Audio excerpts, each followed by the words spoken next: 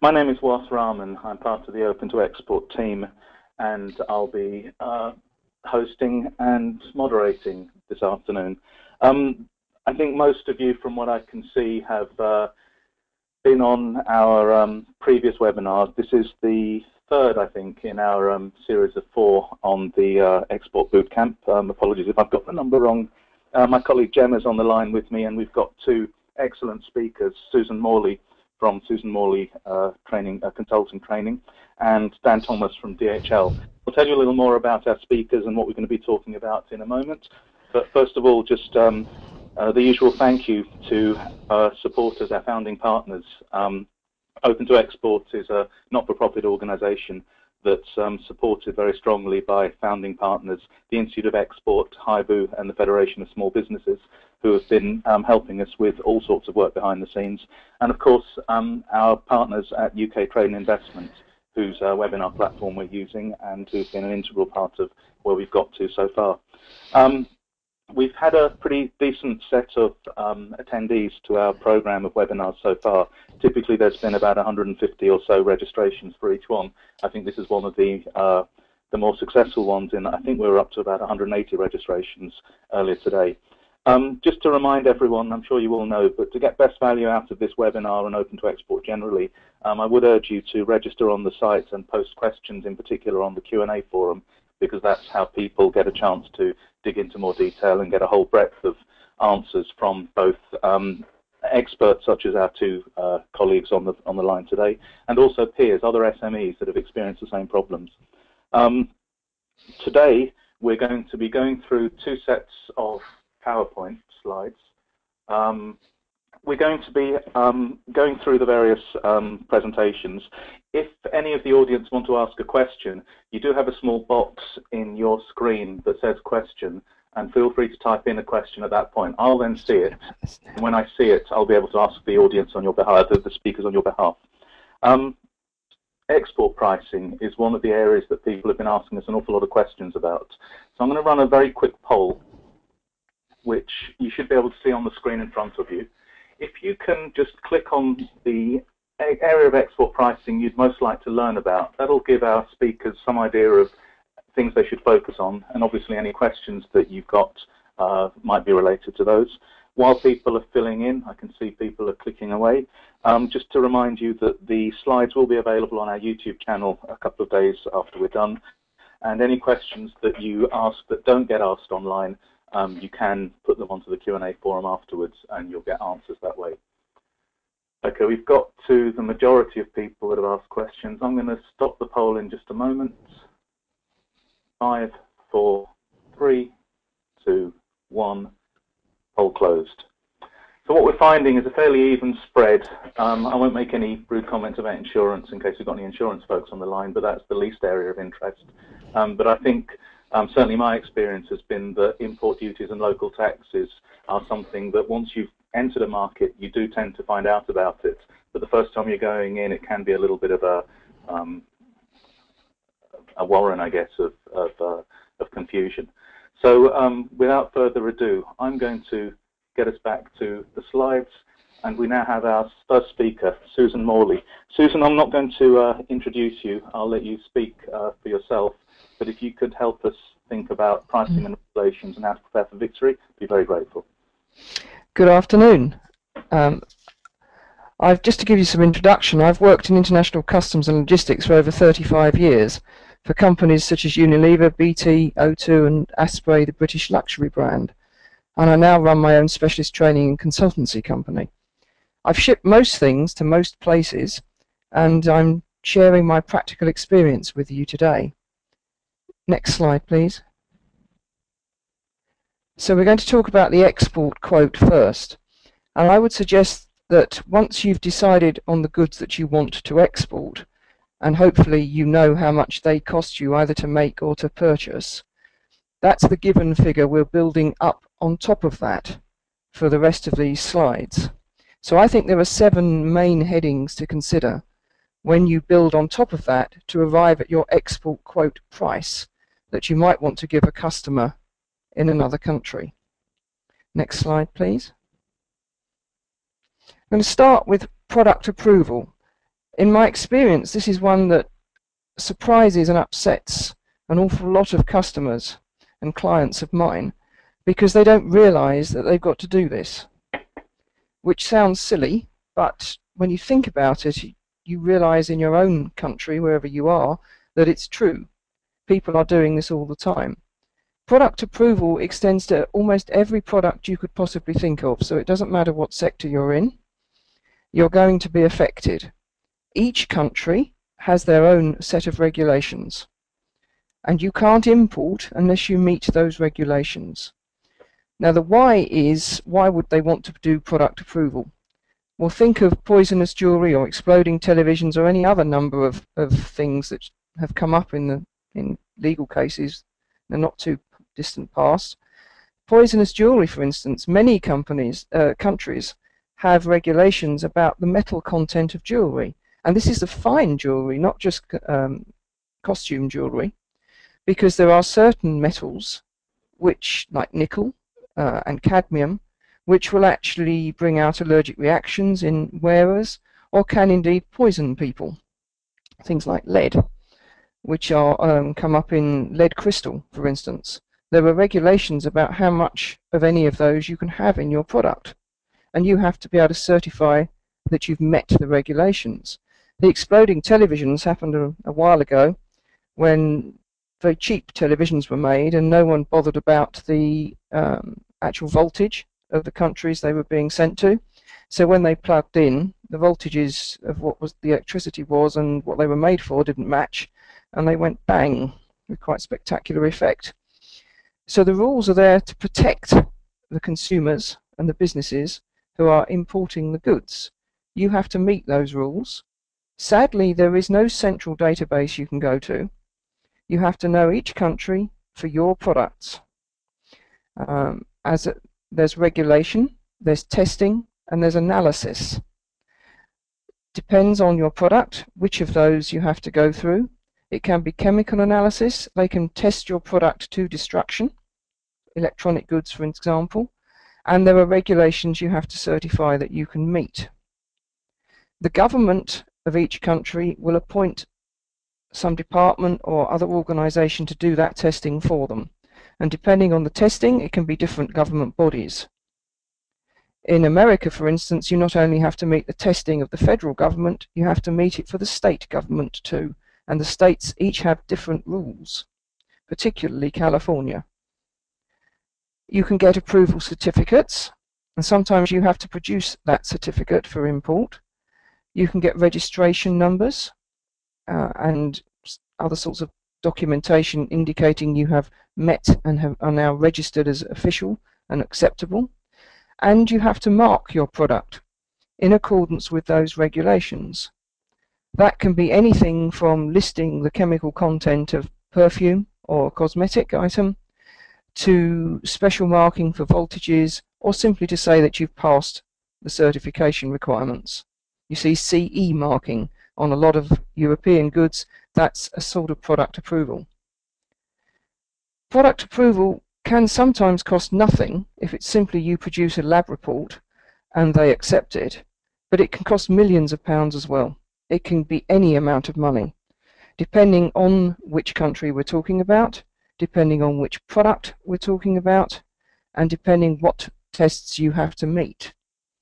It is sometimes simply best not to export to a particular country, rather than pay for the approval process.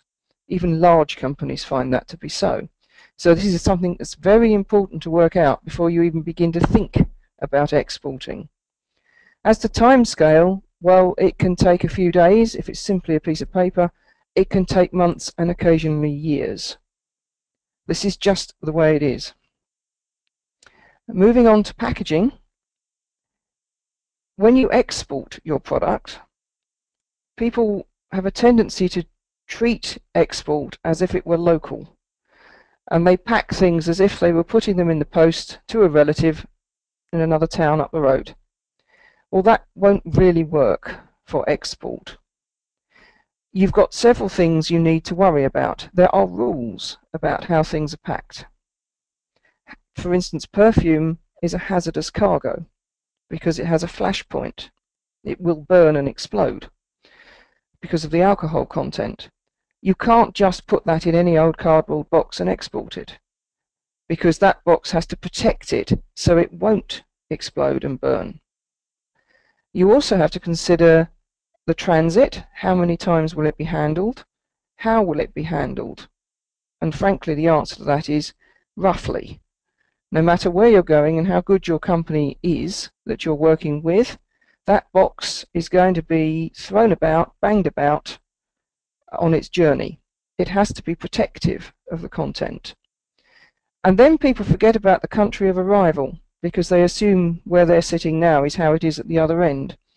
Well, wherever you are, it could be Heathrow or anywhere else, that parcel is going to go outside and be caught by the elements. The rain, the sun, the snow, the heat, the cold. If your product is going to suffer if it gets soggy, or it's going to suffer if it gets the shock of heat shock or cold, then you've got to protect it in your packaging for that journey. No one else is going to do that for you. The mode of transport matters as well, because you're more likely to get damp if it's on a ship. Sea can leak into the best of containers, although by air you're going to get it handled more, because it's going to be on and off different planes, possibly transited and into different sheds, whereas it will be the outer container that's handled in that way if it's sea freight. Labelling, all parcels must be labelled correctly, not just with an address like for post, but for sea freight there's a standard labelling and marking protocol that you have to meet. And external labelling can also include things like this way up, hazardous, don't get wet. So when you do your packaging, you need to think of all of those things. Next slide, please. The next consideration to your cost build-up is documentation, something that is underestimated by many small businesses. There are lots of pieces of paper still in the shipping world, no matter how you send your product. We haven't got rid of them all yet and gone electronic, because it needs all countries to go electronic before you can really do that. We're working on it, but we're not there yet. So there are lots of forms that need filling in, and someone has to be paid to fill them in. They're not all ones you can do yourself, so you've got to work in those fees. Some are certificates that you have to pay to have issued. For instance, there can be certificates of origin. Then there's documentation that needs official stamping. If it's by a Chamber of Commerce in the UK, which many are, we call that certification, and you can find fees on the Chamber of Commerce's website for that. If it then has to be further certified by an embassy, it's called legalization, and the embassies all charge fees for that. Some of them charge a percentage of the goods value, which can get quite difficult if you've got high value goods. You have to pay for hazardous declarations to be made out, for customs entries to be produced, and in some cases for export and import licenses. They all have different fees, and often different according to which country you're going to. It's not so straightforward as to say this is the set table of fees. You have to look at each country and at their requirements one by one. Next slide, please. We then move on to one that most people do think about, which is transport costs. But what they tend to miss out is all of the costs. They only think of a single fee or a small portion of the fee, and then are surprised when there seems to be such a big bill at the end. If you look at the list on the left, it's a very shortened list of the sort of things to consider. You've got the delivery to the port or the airport in the exporting country. You've got the terminal charges, which is the running about in the port or airport with forklifts, if you want to think of it like that, moving goods around. Your freight agent will charge you fees for doing certain work. There are customs fees included in that. You then have the actual freight cost, the bit while the goods are in the air or the bit while the goods are on the ship. That which people don't realise is not straightforward. It's done by weight versus volume, whichever is the greater. This is a little bit of maths that has to be worked out. You weigh your goods and you measure your goods. in centimetres and weigh in kilos if they're small, in metric tons if they're bigger, and cubic metres if they're that big. Each method of transport, road, sea, air and courier, uses a different sum, just to make life harder. But the standard air freight one is often work out your gross weight, that may be 10 kilos, work out your volume, take your centimetres, length, height and breadth, multiply them together and divide the answer by 6,000. The answer there is volumetric kilos. If you get more volumetric kilos than you had in your gross kilos, you will be charged on the volumetric kilo. That surprises a lot of people whose cargo is bigger than it is heavy. The reason they do this is if you think about loading an aircraft, if you were to load it with polystyrene blocks, it wouldn't weigh very much, but it would fill the aircraft really quickly. If you were to load it with lead bricks, the aircraft might never take off because you'd get so many in, it would be far, far too heavy for the engines to lift. So it's a very important thing for all these companies to know.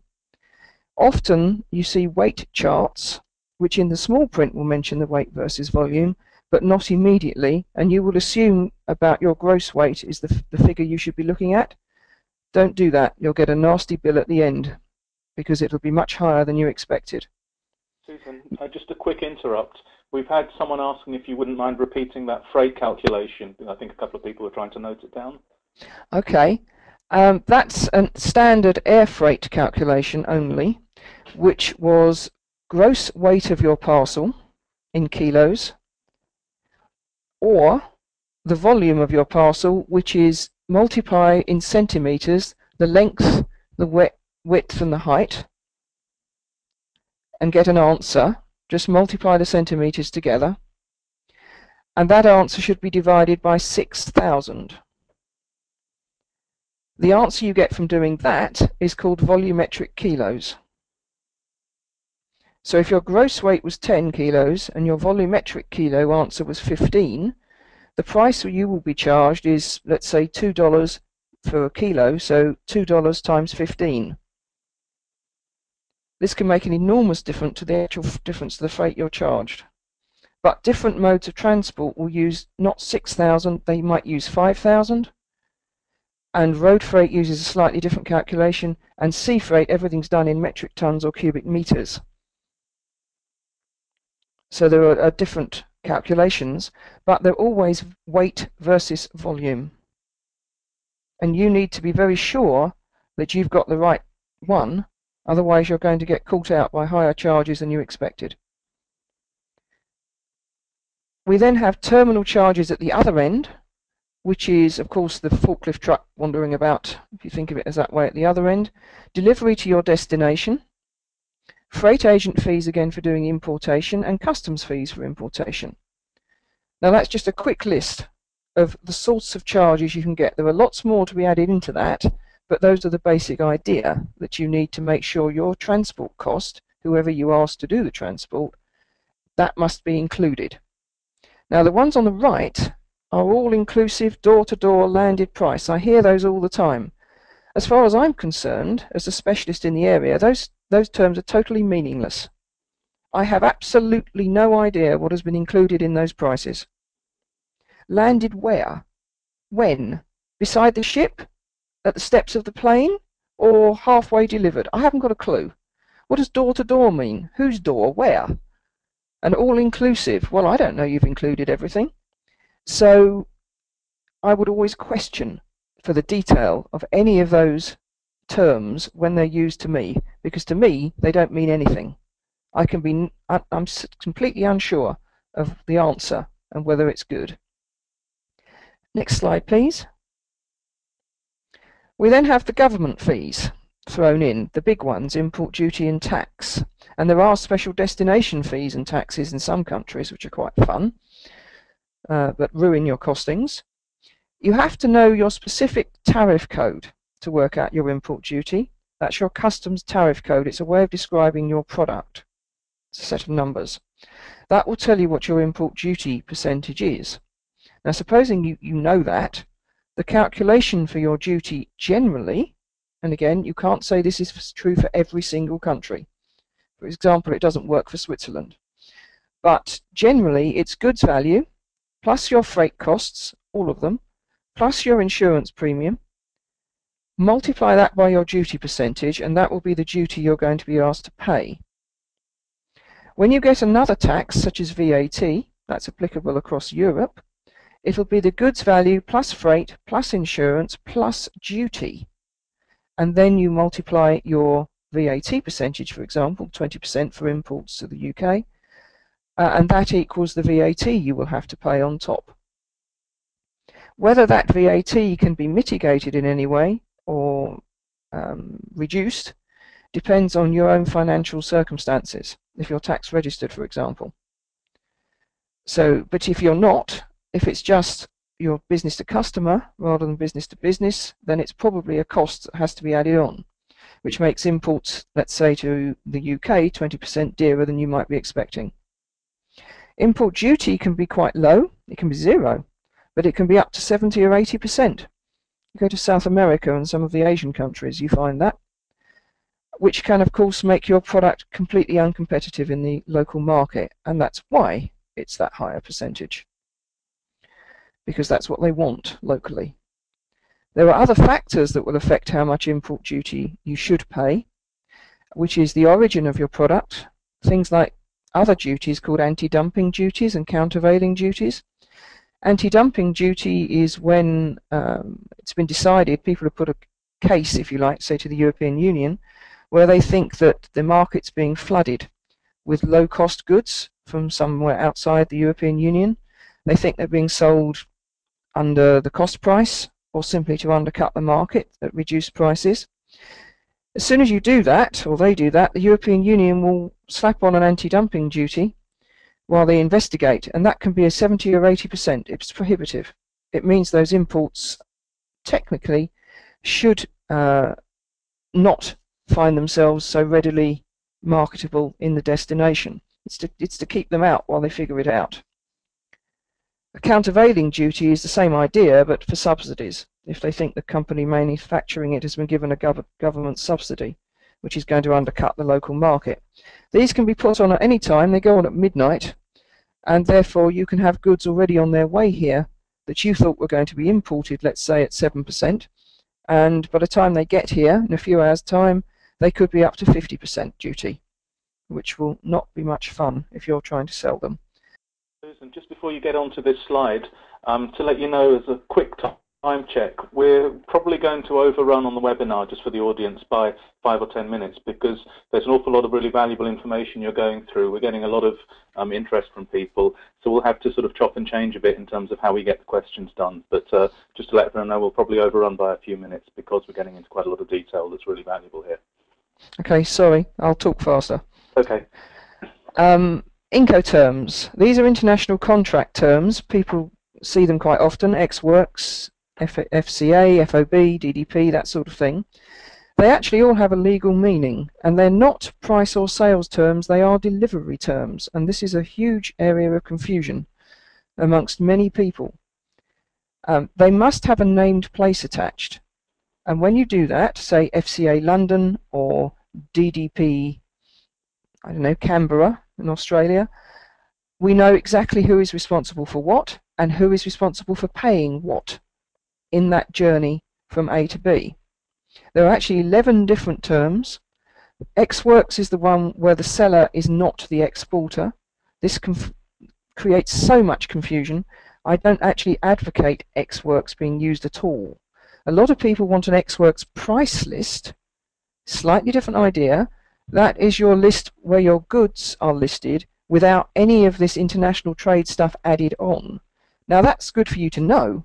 Well, it's essential for you to know if you're going to build up your export pricing, but it's no help at all to your customers. It's only any use to you. So you can't really sell ex-works because you're not, if under that term legally the seller is therefore not the exporter, and you have to be a legally registered person or company in the country of export, so you're asking your customer to become registered to export in your exporting country, which doesn't often happen. DDP, which is the other end of the scale, is this door-to-door idea where everything is included in the price, including duties and tax. Well, that's a way of just putting the price up if you're selling B2B, because the buyer is the one who's doing the importing and paying the import duty and taxes. They can usually mitigate at least the taxes and reduce the cost to themselves of your product. If you wrap it in as DDP, the door-to-door idea, they can't do that, so whatever those taxes are become a cost and put the price of your product up at destination. I would actually recommend using FCA rather than Ex-Works, that's free carrier, or DAP, which is delivered but without the payment of duty and taxes, because that's a much better and more tax efficient way of operating. Next slide, please. And lastly, we come to insurance. If you're sending your goods out into the wide blue yonder, someone really ought to insure them to make sure they get there. Because after all, your customer is going to demand another product if yours never turns up. And you'll have to send it twice with all those costs. So the question is, insurance for what? Is it for non-delivery or damage, non-payment? Is it for each shipment, or have you got an annual policy? Cost will vary depending on which you choose, but you've got to work that out as best for your company. If you're doing a lot of exporting, an annual policy is probably better. If you're only doing occasional exporting, then per shipment will probably do fine to get you started. The next question is, who's going to pay it?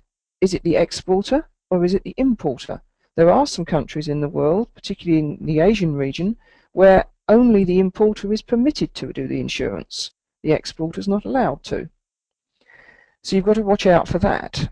You can get it from commercial companies, commercial insurance companies. You can buy it from freight agents, or there is a government scheme which helps cover non-payment, which is shown on the bottom of that slide, which you pay a premium. It's an insurance policy against the non-payment of your goods.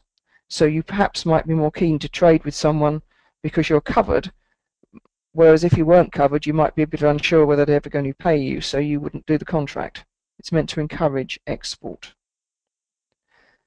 Next slide, please.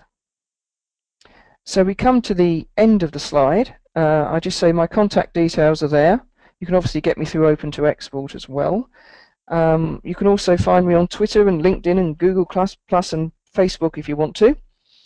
I'm obviously available and able to answer questions. So we'll move over now to questions. Yeah, one of the things I'd just like to let everyone know is that Susan has been one of our most prolific and insightful experts when it comes to answering questions. I'd really strongly recommend any of the questions that don't get asked today, put them up on the Q&A forum, and you'll find that Susan is one of several people that will be providing you some very full and useful answers. Susan, in the interest of time, I'm just going to pick one of the many questions that have been asked and then move on to Dan. The question that I think I found most interesting was, if you're someone who is a wholesaler, you have branded goods, and you sell them on to someone else, that someone else then imports them into, or exports them into another country. Who has the responsibility and the liability for things like the approvals and the packaging and making sure that you meet all of those requirements? Is it yours as the brand owner, or is it the wholesaler who's sending it on? It could be either, is the truthful answer to that. Okay. The brand owner does not have to say that their goods could be exported, I don't know, to Germany or to Venezuela. They can just produce goods, and they might only have had approvals, let's say, for France and for the UK. That's their choice. Okay. As a wholesaler, if you choose then to buy the goods and you want to send them to Venezuela, it's your responsibility to find out if they've already got the approval for that country. And if they haven't, then you've got to do something about it. Either you have to get it, or you have to agree with your buyer that they get it.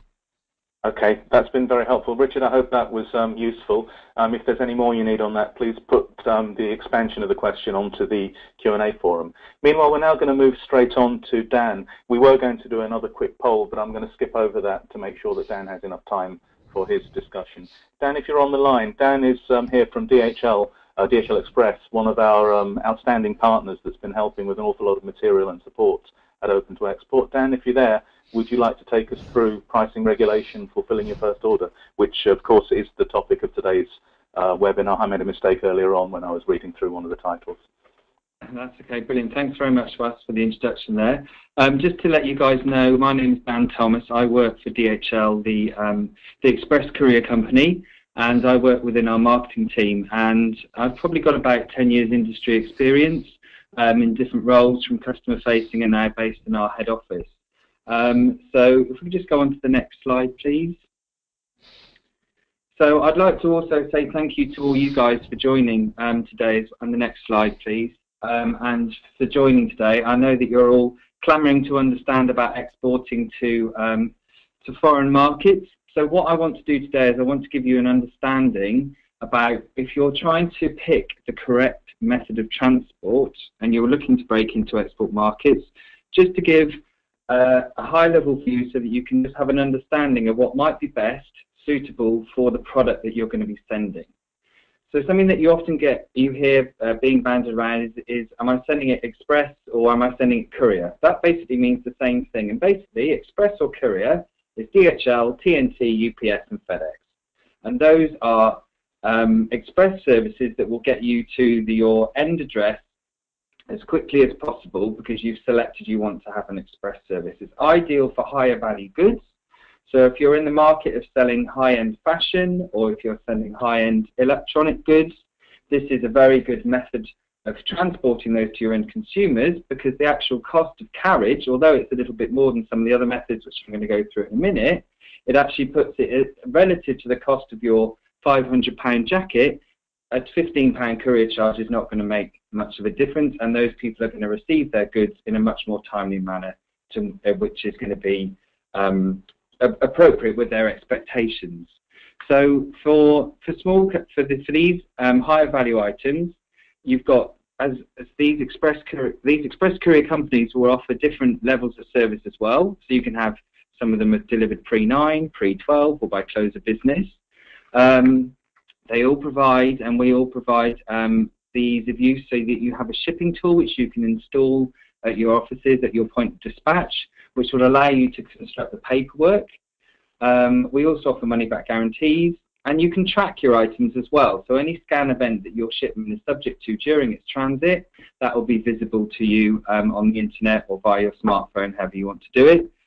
We do offer this by air and road, and I think as well something that's worth considering is, if you are looking to break into new markets, dealing with established brands will allow you as a new brand to have an association with something that's established, that people are familiar with, and that they will trust. So if you're sending them stuff by FedEx or by DHL, it gives you some association there, which is very good in the early stages. So on the right there, things to think about. I think there is maybe a slightly more cost involved, but you do get the ease of use. DHL, we do offer account management services as well, which I know is available with the other carriers, so you can have an account manager who can help you and guide you through the process. So can I have the next slide, please? So another another way of transporting end goods, exporting them from the UK, mine just takes a little bit longer, is via mail and packet. So this is a mail service. So this is more appropriate for lower value items. So if maybe rather than sending a mobile phone, you're sending the mobile phone case, this might be a more appropriate method to use. Where tracking isn't so important, the value of the goods is not going to warrant sending a £5 phone case for a £15 courier charge. It's not going to add up. So you've got this option, and it's going to be it's supposed to be much cheaper, but it's not quite so robust and it's not quite so visible. So again, think about what your items are that you're sending. Next slide, please. So looking at the next one, what you've got here is air freight. Now, if you are manufacturing here in the UK and you need to get your large items over to your distributor or into a particularly large store where your items are listed, then air freight is going to be very important. It's going to be more cost effective to you than the courier express route, because it maybe needs to get there quickly, but actually you can deal with some consolidation, and this is going to be better for larger consignments. And a lot of a lot of the air freight agents have specializations on certain routes or via industry. So if you're members of any groups any groups where you all, for companies where you're all in the same industry, ask for different people for advice. Who are they using to get their bulk pallet of items over to China or over to Australia? What are they doing? Because this is something that you should be considering, because it's going to be much more cost effective for larger items. Larger consignments, not necessarily the larger items. Can I have the next one, please? So looking then at sea freight. So with regards to sea freight, this is going to be a much slower service. So if it's not such a case of it's going to need to be there with the same speed that you're going to get from the air freight, then you've got different options here, and you really can play around with the cost here. This is probably the lowest cost method to export items, but you can go for a full container, or you can save yourself costs by going for a less than container load. Again, there's different specialists available in the marketplace. There'll be fashion specialists or automotive or technology, people there to help you and guide you through the process. So this is something definitely to consider. Again, you wouldn't want to, well, we wouldn't send it on express. So this is the best method if you're exporting larger consignments and you want a slow service. So can we just go on to the next slide? And this is just talking about some customs and the documentation. I know that Susan very kindly went through some of the details earlier on, but just to I want to pick up on the bit at the bottom in the box there, which shows the 3 boxes in the circle. And this is kind of like talking from my side. This is where my understanding of the industry is and the expertise that I have, and it's basically giving you an insight of how an express shipment. So say you have a website, you have a .co.uk, you want to send. Somebody's gone onto your website, they're a bit savvy, they're based in Australia, they come on and they really want the really nice jacket that you've just designed. It's one of only 5. So we will come and pick up the shipment for you. You've boxed it all up for us. You put it in your nice box. We've given you some waterproof bags to put it in, which it goes through on the outside. So it goes into the back of the van, then it goes through export customs clearance. The shipment departs the UK, and then it arrives in Australia. The agent there clears it, and then it goes out with a DHL branded driver at the other end and is delivered to their doorstep, and they have a full end-to-end experience. Now for you as an exporter, the upfront involvement, the planning that you do at that stage, you look at the destination, you work out the weight, you construct the paperwork, it gives you the peace of mind that you're handing it on to somebody who's going to be able to get that to destination for you. So there will be some duties that will be payable upon arrival. That's dependent on the value of the items. And for Australia, if anything is valued under 1,000 Australian dollars, then that will actually come under any duty charges for those items, and will actually mean that you can, the receiver won't have to pay any duties upon arrival. So again, that just allows costs to be controlled and a bit more understood. I am going to be uploading a more detailed version of this presentation afterwards, which does break down some of the other paperwork that was required within the express industry. And again, if you have any more detailed questions about this, we have different websites which will support you in terms of understanding the duties that your specific commodities will be subject to. Again, we can upload links for that as well. We have a trade automation service, but being conscious of the forum there and what we need to achieve on this call, I'm not going to go into too much detail. So if we could go on to the next slide, please. What I'm going to look at now is just talk to you a little bit about markets. So this is applicable for you if you don't export at all, but also if you're looking for new markets to export to. I'm just going to point out some areas that we understand to be really good if you want quick wins. So if you're thinking of destinations and you want to make your life a little bit easier in those early stages, try and pick English-speaking countries. And what you'll find is there, for us, our top export destinations are the same as UKTI's, which is the US. Now for DHL Express as a business, we find that a lot of e-com customers are based in America. They'll go online, they'll buy items, they'll want them delivered to their homes in the States. But also as well for us as a business, we deal with a lot of documents going into the US. So if you're a professional services provider, maybe you're a law firm or you're working within financial services, we also have document flows as well going through the network. So again, it gives a broad spectrum of the size of items that we're able to handle through a network. I also want to point out as well, on the DHL's top export destinations, one of them was really interesting for us, and we've seen an emergence of this, and it's number 4, it's Australia. So if you're a fashion retailer and you've got your spring-summer collection, which has been on your website in the UK, and you've been merrily selling it and sending it out to your UK customers, when the season changes, Australia are going to go into summer when we're going to go into winter.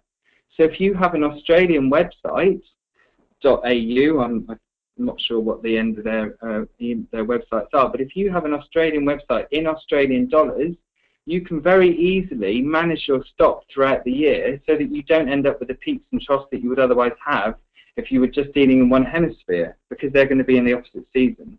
And with the de minimis value, which I mentioned earlier on, which is the $1,000, we're seeing a massive increase in .com items being sold to Australia, because there's the demand and there's the ability for them to get these items into the country. And if we could just go on to the next one, please. So the next one is going to be looking at sorry, I'm just waiting for it to just load up. The next one is just looking at what different help we have available to you. So there's different help that's available out there. You don't have to be a DHL customer, you don't have to have sent a DHL shipment, and you don't have to be an account holder. But these resources are available to you to go to, and it's dhlguide.co.uk. There's collateral there that's available to download. What's really good, if you're looking to get started, top right-hand corner, we've got the practical guide to importing and exporting. We also then go down to the level of country fact sheets. So if there's a specific market you're interested in, you can find out what some information, what maybe the restrictions are. We've got social media, so we've got a live Twitter feed and Facebook page, and also you can register for email updates there as well. So it's an online resource that is really useful to help you understand and get started. And if we can just have the next slide, please. Something that we've been involved in, and was saying at the beginning there, we are an active partner in the UKTI relationship and also with the Open to Export team, and we're very grateful for that. And we do a lot of support with these guys as well at events. And there's a video on YouTube which I recommend you all going to have a look at, which is actually, if you just type in race to export, it'll come up, and these are some of the screenshots. And it's actually a really empowering video, because it makes you realise that we are all part of a process. The UK is called Britannia. There is a lot of demand for premium British goods outside of the UK, and we're all part of this process, and there is a lot of support available for small businesses, and the small businesses today are going to be the large companies of tomorrow. And I just hope I've sort of made you feel empowered and feel part of this big process that we're all part of, and there is support out there, and once you do it, you'll realise, you wonder why you hadn't done it before. So that's me done, that's my slides. Thank you very much, everyone. Dan, thank you very much. That was both interesting and also, as you say, very empowering and inspirational. We have just come up to the scheduled end. As I said, we're going to be overrunning by a few minutes. If people do need to dial off because they've got other things to get to, give it a day or so and you'll be able to get to our YouTube channel and hear the rest of this session.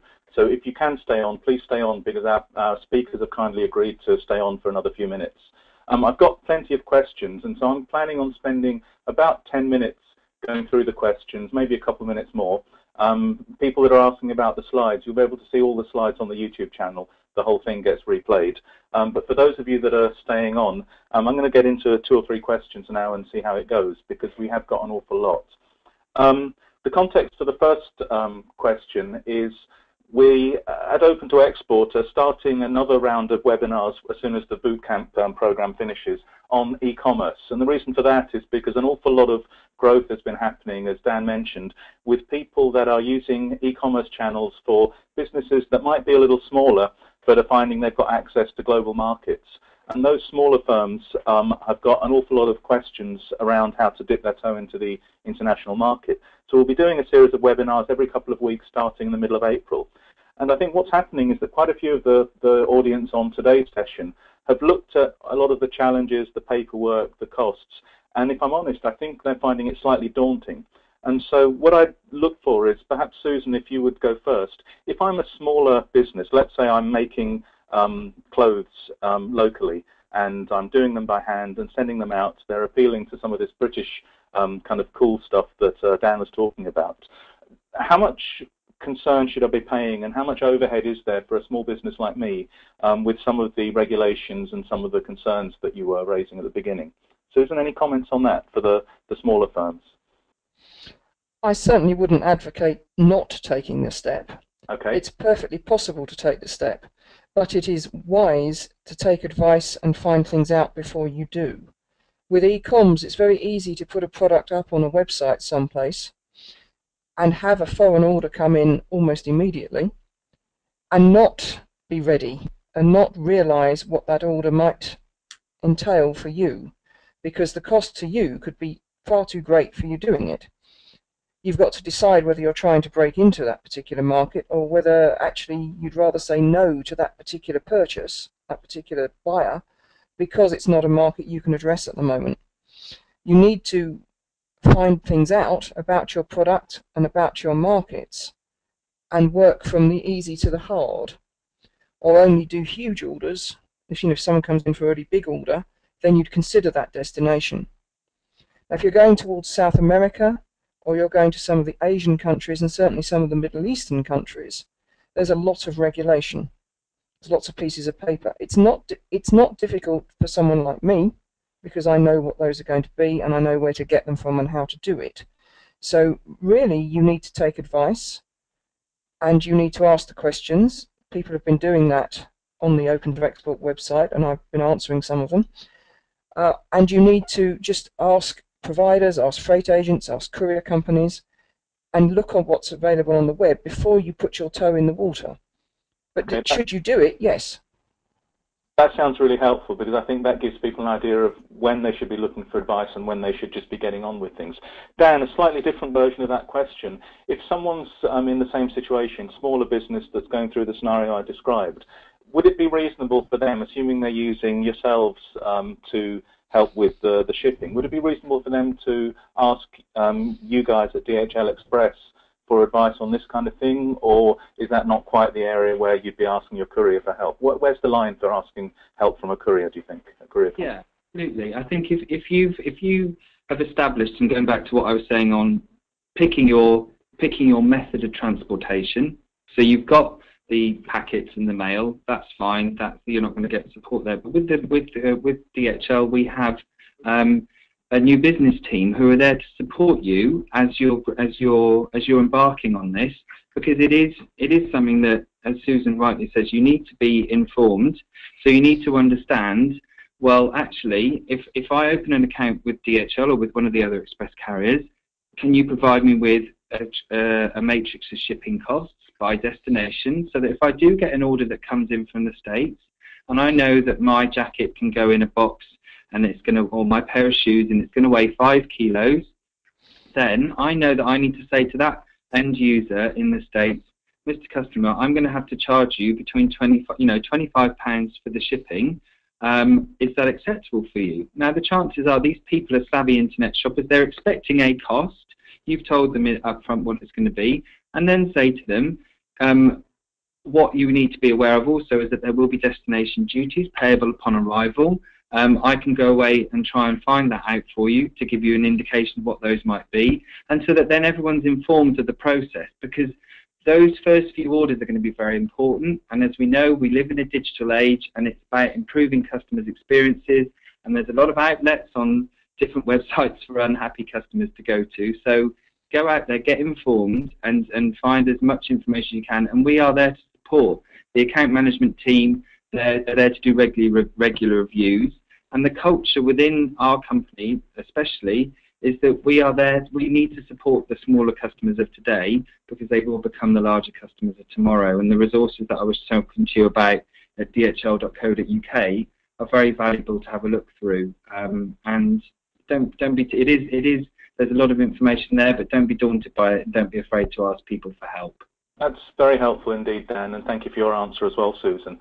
I'm going to try and group together the questions that I'm seeing and come up with 3, one around services, one around digital, but the one that covers most of the questions I'm seeing is actually trying to dig into what happens if things go wrong. and I'm getting 2 or 3 versions of this kind of question, ranging from if your shipping partner, your courier, does something wrong. Let's say they misread the documentation that you provided, and therefore something goes in incorrectly labelled, or you just make a mistake, or perhaps there's a delay that's unexpected. What happens if you basically get something out to your customers and it doesn't meet the rules, and what can you do to mitigate or to insure against it? Again, Susan, would you mind going first on that? Okay. Well, obviously it depends what went wrong. So a couple of examples, perhaps. Yes. For example, if you sent it out and there's been an unexpected delay, and after all, there can be no guaranteed delivery time. This is another point that's a very sore point with a lot of people. Although delivery times are promised, they are never guaranteed, because no one can say that there won't be a flood, the vehicle won't have an accident, the delivery vehicle, so it didn't make the delivery. So it's unwise to actually guarantee. To suggest that it should be a certain delivery time is fine. And many companies, such as Dan's, will give you proposed delivery times, and that's great, and then most of the time that'll happen. But sometimes it won't, and not to promise is the best thing, first of all, because you can't control everything. The second thing is, if it does happen, is information is key. You have to know what has happened and why. For instance, if your goods are stuck in customs, it might be a documentation issue. It may not be anything more dramatic than that, but a piece of paper is missing, or something on a piece of paper is not to their liking. So it's finding out exactly what's wrong. It can often be very generalized when people say, oh, it's stuck in customs. Well, you can't fix that unless you know why. But it can be fixed, and it can be fixed from a distance. It can be fixed from here, even if it's in Acapulco. You can do something about the documentation and any issues because that's not right. That's very sage advice. I'm actually going to move over to Dan for the rest of the answer on this. Dan, I think the thrust of a couple of questions is, if it's not anyone's fault in terms of the customer or the shipper, but the courier company just makes a mistake, what can they do? It's not quite about liability or insurance, but what's the situation of what they can expect from the courier company, putting you on the spot slightly, and how much of it is about finding other means of getting around this? Yeah, I mean, I'll speak from experience and how we react to these situations, and I think what is important is that there's throughout our shipping process, there are different scan events, and those scan events will be shipment is with courier, shipment has left the collection depot, various different things. So those scan events can be proactively sent to the shipper and to the receiver, because our shipping tools have the ability to load in a unique tracking reference, which can be at the point of dispatch proactively sent to the receiver, so that then they can start tracking the shipment themselves.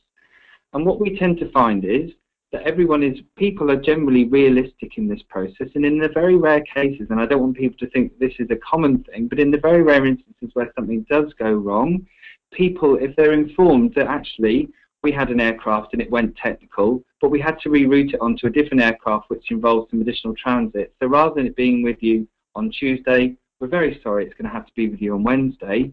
If people are aware of this and they're aware up front, human nature is, okay, it's fine. I knew that was happening because I was checking it on the tracking myself. Dan, let me just interrupt for a second, because we're talking about the possibility of delay, which I think is very helpful, but actually what people are really trying to ask in the nicest possible way is, if the error is something to do with paperwork, and as a result it costs somebody money, let's say there was the wrong type of duty that was paid, and therefore someone's sitting there with a bill at the end of the process, or to get the process unblocked.